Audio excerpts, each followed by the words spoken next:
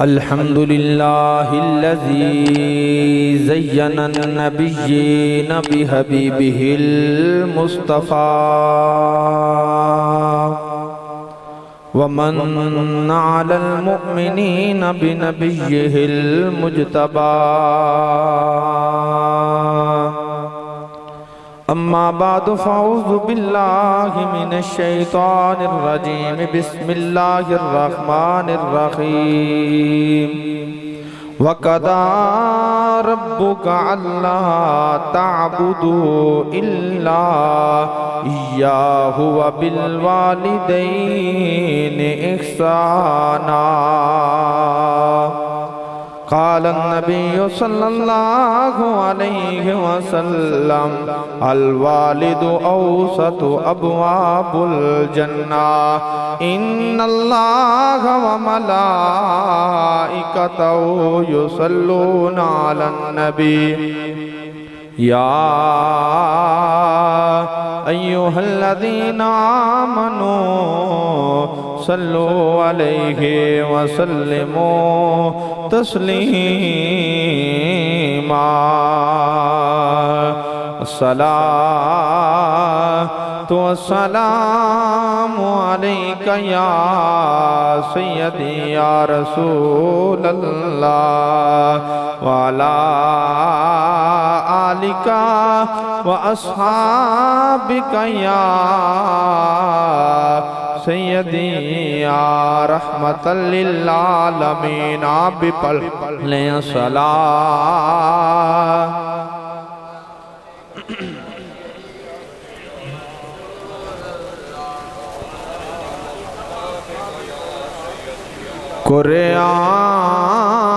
قرآن میں بیان ہے قرآن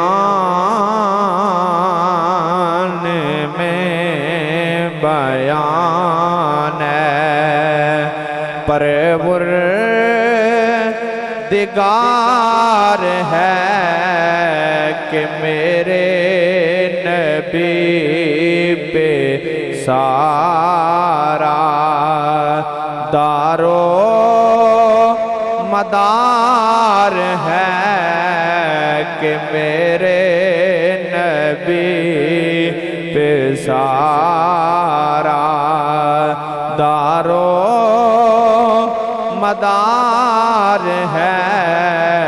قرآن میں بیان ہے تیری وجہ سے مانا تیرے صحابیوں کو تیری وجہ سے مانا تیرے صحابیوں کو طاہر تیرا گھرانہ دل کا قرار ہے قرآن میں بیان ہے مولا علی کے صدقے صدیق کے پرے میں قربان مولا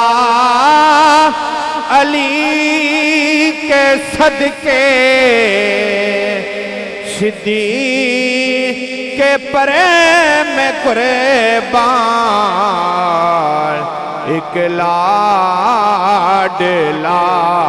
ہے تیرا علی لاڈلا ہے تیرا ایک یارغار ہے قرآن میں بیان ہے اور نعرہ دری پر ایمان ہے ہمارا نعرہ حیدری پر ایمان ہے ہمارا پہلے مگر ہے پیارا حق چار یار ہے قرآن میں بیان ہے اور تیری فاطمہ ہے بیٹی تیری عائشہ ہے زوجہ تیری فاطمہ ہے بیٹی تیری عائشہ ہے زوجہ ایک تیرے تن کا ٹکڑا ایک تیرے تن کا ٹکڑا ایک رازدار ہے قرآن میں بیان ہے پروردگار ہے کہ میرے نبی پہ سارا دارو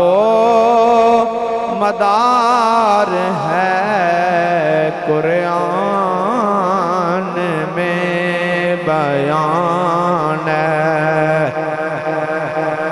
بہت و بے حساب حمد اس رب تعالیٰ کے لیے جو خالق کائنات بھی ہے اور مالک شجہات بھی لاکھوں کروڑوں مرتبہ درودوں کے گلدستے نبی مکرم نور مجسم فخر موجودات فخر آدم و بنی آدم احمد مجتبی جناب محمد مصطفیٰ صلی اللہ علیہ وآلہ وسلم کی پاک اعلیٰ عرفہ بارگاہ میں ہدیہ عقیدت پیش کرنے کے بعد آج کی یہ بزم سعید صوفی محمد اسلم صاحب آپ کے اصال ثواب کے لیے انعقاد پذیر ہے میں دعا گو ہوں جتنا یہاں ذکر و اذکار کیا گیا اس سے قبل بھی بیان ہوا ثناخان شیریں لسان نے اپنی اپنی حاضریاں پیش کی مالک جملہ ذکر و اذکار کے وسیلہ سے اس متقی اس صوفی باصفہ آدمی کے اللہ درجات بلند فرمائے عزیزان گرامی قدر یہ محفل چیلم ہو چوتھا ہو تیجا ہو دسواں ہو سالانہ ہو آج اہل سنت والجماعت ہر اپنی بزم کا آغاز اور اپنی محافل حضور کے ذکر سے سجاتے نظر آتے ہیں چونکہ ہماری محبتوں کا مرکز یا خدا کی وحدانیت ہے یا حضور کی رسالت ہے اور آج اپنے ارد گرد آس پاس دیکھ لیں مختلف لوگ رسموں رواجوں کا شکار ہیں لیکن ہمارا شادی کا بھی پروگرام ہو یا کوئی بھی ایسا معاملہ ہو تو اب لوگوں کو ہوش آ گئے ہیں آنکھیں کھل گئی ہیں یا ذکر خدا ہو رہا ہوتا ہے یا ذکر مصطفیٰ ہو رہا ہوتا ہے آپ صرف 40ویں کی محفل میں ذکر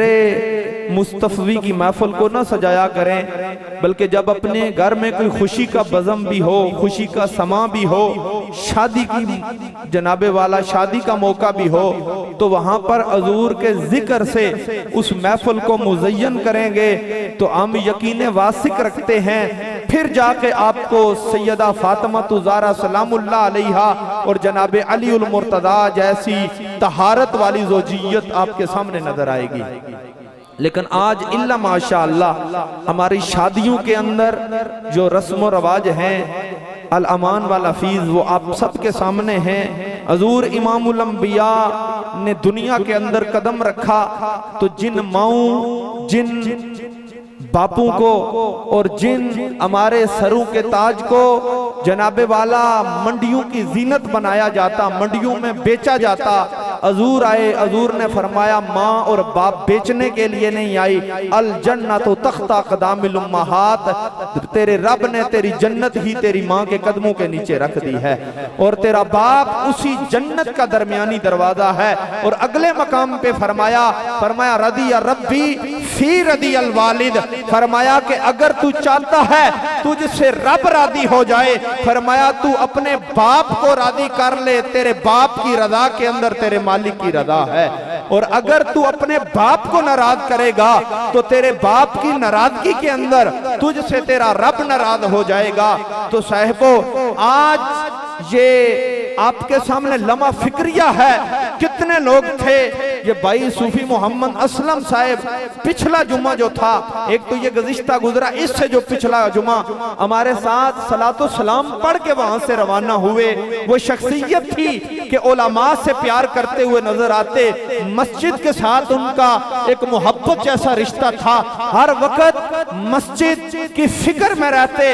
علماء فرماتے ہیں جو بندہ مسجد کی فکر میں رہتا ہے، اللہ کے گھر کی فکر میں رہتا ہے، رب اس کے بخشنے کی فکر میں لگ جاتا ہے، رب کے محبوب اس کو بخشوانے کی فکر میں لگ جاتے ہیں، اور رب کے محبوب پھر دعائیں کرتے نظر آتے ہیں، ہے میرے مالک میں تیری بارگاہ میں دعا کرتا ہوں، یہ دنیا میں رہ کر تیرے گھر کو آباد کرنے کی فکر میں رہا کرتا تھا، آج تیری بارگاہ میں تیرا محبوب نبی دعا کر رہا ہوں، مالک دنیا میں رہ کر یہ تیرے گھر کو آباد کرنے کی فکر میں رہتا تھا، میں محمد ہو کے دعا کرتا ہوں تو اس کو بخش دے۔ تو رب تعالیٰ یقین واثق سے کہتے ہیں کہ رب تعالیٰ سابقہ سارے گناہوں کو معاف فرما کر اسے جنت عطا فرما دیتا ہے۔ تو صاحبو اپنی ایسے لوگوں کے کردار کو فالو کریں کہ آج تقریباً انہیں دنیا سے گئے ہوئے کچھ دن گزر گئے، لیکن میں یہاں فاتح خانی کے لیے آیا، جمعہ کے اجتماع کے اندر آس پاس سے مجھے آوازیں آ رہی تھی کہ حضرت جی جب ہم سلام پڑھ کے واپس ہوئے، ایک دوسرے سے گلے ملنے لگے، مانکا کرنے لگے، تو بہت سارے لوگوں نے ریش جو ہے وہ سفید ریش لوگ تھے، انہوں نے کہا کہ بلا حضرت جی آج صوفی اسلم صاحب ہمارے سلام کے ساتھی ہم میں نہیں رہے، ہمارے سلام کے سنگی ہم میں نہیں رہے، تو صاحب وہ اپنی زندگیاں ایسے گزار کے جاؤ کہ کل جب تم چلے جاؤ لوگ یہ نہ کہیں کہ یہ تو ہماری جو ہے وہ جائیدادوں ہڑپ کیا کرتا تھا، لوگ یہ نہ کہیں کہ یہ بندہ تو ہمارے حقوق پامال کرتا تھا، اس سے تو پڑوسی بھی تنگ تھے، اس سے تو سارا معاشرہ تنگ تھا، بلکہ زندگی گزار کے جاؤ تو یار اپنے تو اپنے پرائے پہ کہیں یار جیسا بھی تھا اختلاف اپنی جگہ، لیکن چلتا تھا تو کردار مصطفیٰ چھلکتا نظر آتا تھا، چلتا تھا تو اخلاق مصطفیٰ اس کی رگ رگ سے نظر آتا تھا۔ ارے بارش بندے تھے، انہوں نے حضور کی شریعت کو اپنے سر کی چوٹی سے لے کر پاؤں کے ناخنوں تک سجایا ہوا تھا، اگرچہ دین کا اتنا علم نہیں تھا لیکن اپنی مسجد کو آباد کر کے کئی سارے اہل علم کو بتا رہے تھے، اور تم تو ساری زندگی نکتہ چینیاں کرتے رہے، تم تو ساری زندگی آپس میں برادریوں کو لڑاتے رہے، آج دیکھ لو یہ منظر، میں اگرچہ کم پڑا ہوا تھا لیکن تمہیں بتا رہا ہوں اگر جنت کے مسافر بننا چاہتے ہو تو مسجدوں کو آباد کرنا سیکھ لو، اگر جنت کے مسافر بننا چاہتے ہو تو میرے اس رستے کو فالو کر لو، یہ وہی رستہ ہے جس کا مسافر جناب ابو بکر تھے، جس کے مسافر جناب فاروق اعظم تھے، جس کے مسافر جناب عثمان غنی تھے، کہ آج صدیاں گزر جانے کے بعد بھی خزانہ عثمانی سے آج بھی بیت اللہ شریف اور مدینہ شریف کا اگر نظام چل رہا ہے تو گویا وہ لوگوں کو بتا رہے ہیں کہ جنت کا رستہ وہی ہے جو عثمان کا رستہ تھا۔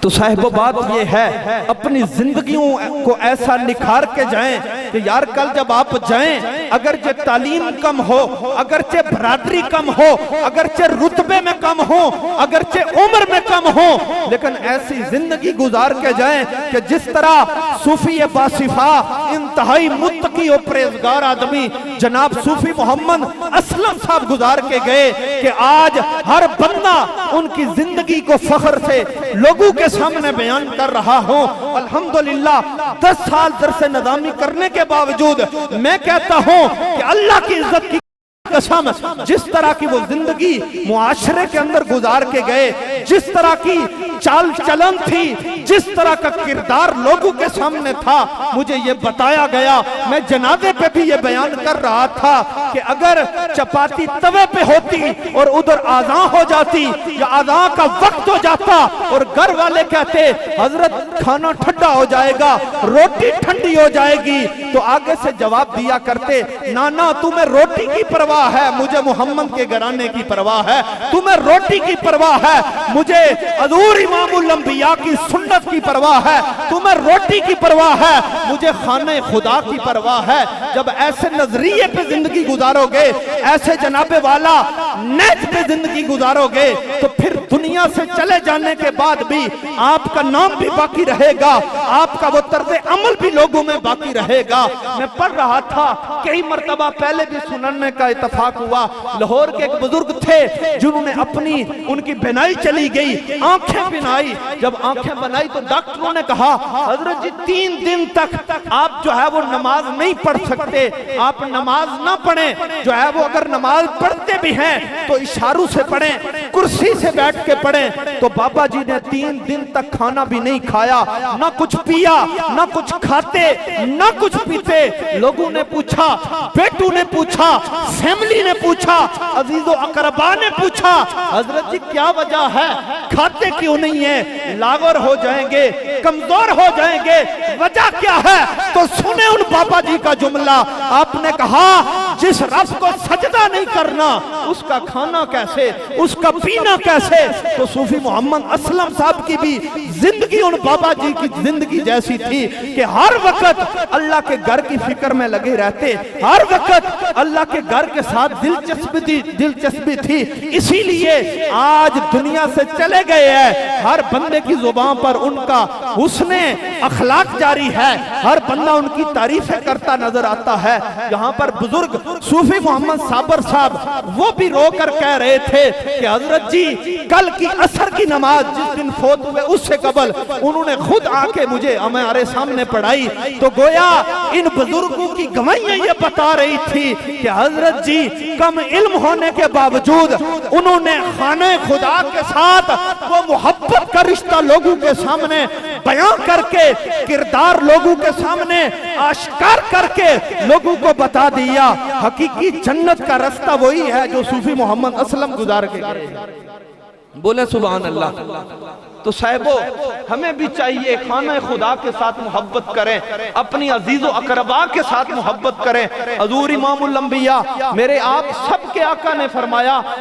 جس سے پڑوسی خوش ہوں اس سے رب کا رحمان بھی خوش ہو جاتا ہے، اس سے رب رحمان بھی خوش ہو جاتا ہے۔ لیکن پڑوس، اب علماء نے لکھا فرمایا ہم تو پڑوسی اس کو سمجھتے ہیں، اس کو مانتے ہیں کہ گھر کے ساتھ جس کا گھر ہو، فرمایا 40 گھر مشرق کی طرف، 40 شمال کی طرف، 40 جنوب کی طرف، اور اسی طرح چاروں بلش جو ہے وہ چاروں طرف جو ہے وہ 40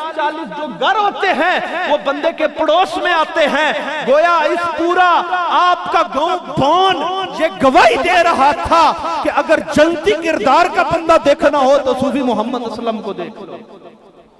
تو یہ آپ کی گواہیاں ان کے لیے کافی ہیں۔ یہ اہتمام کرنا، یہ گھر والوں کا سجانا، یہ کھانے کا اہتمام کرنا، علماء کو مدعو کرنا، ساؤنڈ کا سسٹم یہاں پر لگا دینا، یہ تو اپنی طرف سے کر رہے تھے، لیکن یہ ان کا کردار، ان کا طرز عمل، ان کا حسن معاشرت یہ لوگوں کو بتا رہا تھا۔ وہ لوگوں تم اگر ہاتھ نہ بھی کھڑے کرتے لیکن میرا طرز عمل ایسا تھا کہ جنتی لوگوں کا طرز عمل مجھ جیسا تھا۔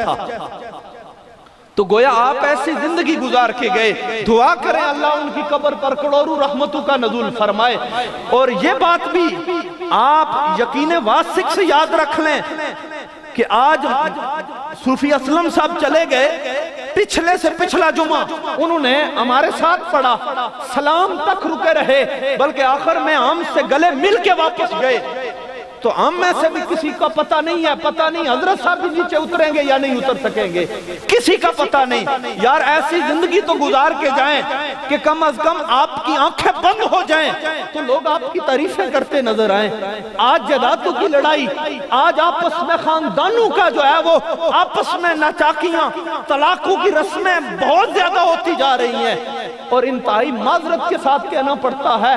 کہ جن لوگوں کو اگر آپس میں جوڑنے کی بات کرو تو کہتے ہیں کہ یہ حضرت صاحب بڑے مومن بنے پھرتے ہیں. انتہائی معذرت کے ساتھ یار جوڑنے والا تعلق جو تھا، جوڑنے کا جو سبق تھا، جو مصطفیٰ کریم کا سبق تھا، جوڑنے کا جو سبق تھا، یہ جناب ابو بکر کا سبق تھا. وہ آپ کے سامنے کئی مرتبہ وہ اتفاقیہ بات آ گئی تو میں سنا دیتا ہوں پھر، کہ جب حضور معراج کی رات معراج پہ گئے، واپس آئے، حضور نے آپ اپنی جو ہے وہ سب سے چہیتی بیگم، آپ کی سب سے محبوبہ جو ہے وہ زوجیت کے اندر آنے والی جناب سیدہ جو ہے وہ عائشہ سلام اللہ علیہا، آپ سے پوچھا عائشہ مانگ کیا مانگنا چاہتی ہے؟ تو جناب عائشہ سلام اللہ علیہا آپ نے کہا ابا حضور، آپ نے کہا یا رسول اللہ فدا کا ابی و امی، میرے ماں باپ آپ پہ قربان ہو جائیں، میں اگر اجازت دیں تو اپنے ابا حضور جناب ابو بکر سے پوچھ کے آؤں. اور ابو بکر کا بھی کیا انتخاب کہ محمد کے صحابی کا وہ شانہ یاد آتا ہے، بٹھا کے نبی کو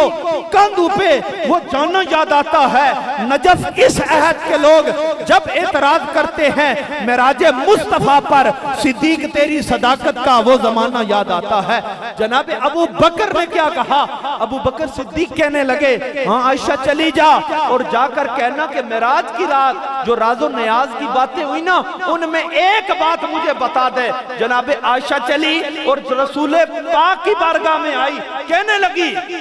اے میرے سرتاج میں پوچھنا یہ چاہتی ہوں، ابا حضور نے کہا ہے کہ جو آپ نے معراج کی رات جو گزاری راز و نیاز کی باتیں ہوئی ان میں کوئی ایک بات ہمیں بتا دے. حضور مسکرائے. کس وجہ سے مسکرائے یہ تو راوی جانتا ہے. حضور نے پھر کیا فرمایا؟ حضور نے فرمایا ان باتوں میں ایک بات یہ تھی کہ جو دو ناراض رشتہ داروں کو آپس میں صلح کروائے گا اللہ اسے جنت عطا فرما دے گا. بولے سبحان اللہ. یہ تہیہ کرتے ہیں، وعدہ کریں کہ اگر ہمارے پاس کوئی آپس میں لوگ ناراض ہوں تو کم از کم اگر راضی نہ کرا سکے تو تیلی والا کام نہیں کریں گے. آج ہمارے معاشرے کے اندر سب سے بڑا کام یہ ہے کہ اگر دو رشتہ دار ناراض ہوں تو ادھر کی ادھر اور ادھر کی ادھر لگائی جاتی ہے. یہ انتہائی غلط فعل ہے اور جہنم کا ایندھن بنانے والا فعل ہے. جناب ابو بکر کو بتایا گیا، ابو بکر ایک نظر خوش ہوئے اور ساتھ دوسرے لمحہ آپ نے رونا شروع کر دیا. آپ کی بیٹی نے پوچھا ابا حضور روتے کیوں ہیں؟ فرمایا بیٹی تم نے تصویر کا ایک رخ دیکھا کہ اگر جوڑنے والا جنتی ہے تو اس کے برعکس جو توڑے گا وہ کون ہوگا؟ تو صاحب ہمیں غور و فکر کرنی پڑے گی کہ ہم نے معاشرے کو کیسے ڈیل کرنا ہے. ہم نے آج اب یہ بات ہے کہ ہم لوگ ناراض ہوتے ہیں کن باتوں پر؟ اپنی جائیدادوں پر ایک دوسرے سے ناراض ہوتے ہیں. کن باتوں پر؟ رشتہ داریوں سے ناراض ہوتے ہیں، بچوں اور بچیوں کے رشتوں کی وجہ سے ناراض ہوتے ہیں. لیکن حضور نے فرمایا کہ اگر کسی سے ناراض ہوتے بھی ہو تو اللہ اور اللہ کے رسول کی وجہ سے ناراض ہو. کسی سے دشمنی بھی تو وہ بھی اللہ اور اللہ کے رسول کے لیے، اور دوستی ہو تو وہ بھی اللہ اور اللہ کے رسول کے لیے. کبھی یہ کہا فلاں نماز نہیں پڑھتا میں اس کے ساتھ تعلق نہیں رکھتا، فلاں روزہ نہیں رکھتا میں اس کے ساتھ تعلق نہیں رکھتا. اب تو حضرت انتہائی معذرت کے ساتھ کہنا پڑتا ہے. روزہ رکھنا تو دور کی بات، ہمارے کچھ لوگ وہ سرے عام بازاروں میں کھاتے نظر آتے ہیں اور ساتھ یہ کہتے ہیں کہ جب اللہ کا پردہ نہیں تو بندوں سے کیا پردہ کرنا. تو صاحبو اس سے میں اس طرف نہیں جاتا، میں بات کلوز کر رہا ہوں. اس سے تو بڑے بڑے وہ لوگ کہ جنہیں ایمان کی دولت نصیب نہ تھی